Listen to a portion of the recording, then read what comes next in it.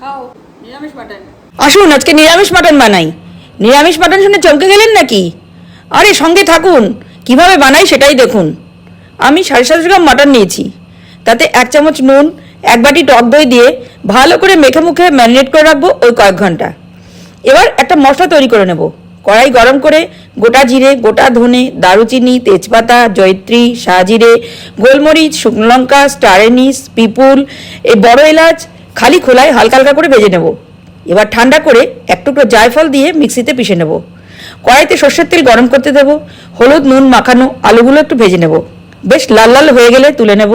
ওই তেলেই হিং আর গোটা জিরে ফোড়ন দিয়ে ম্যারিনেট করা মাংসটা দিয়ে দেবো। এরপর আদা কাঁচা লঙ্কা বাটা, পেঁপে বাটা, টমেটো পিউরি, হলুদ গুঁড়ো, কাশ্মীরি লঙ্কার গুঁড়ো দিয়ে ভালো করে কষাবো। 1 চামচ ভাজা মশলা দেবো। ভালো করে কষে কষে যখন এইরকম গ্রেভি গ্রেভি হবে, মশলা থেকে যখন তেল ছেড়ে ছেড়ে আসবে, তখন প্রেশার কুকারে দেবো। এবার উপর থেকে গরম জল দেবো। ভাজা আলুগুলোও দিয়ে দেবো। টেস্টটাকে ব্যালেন্স করার জন্য 1 চামচ চিনি দেবো। 1 চামচ ভাজা মশলা দেবো। ভালো করে নেড়ে চেড়ে কুকার লক করে দেবো। 4টি স্টিম দেবো। এবার কুকার খুলে দিয়েছি, দেখুন 1 চামচ ভাজা মশলা উপর থেকে আরও দেবো। 1 মুঠি ধনে পাতা দেবো। এবার সার্ভিং বলে তুলে নেব। এবার ওপর থেকে আরও একটু ধনে পাতা আর একটু ঘি দেবো।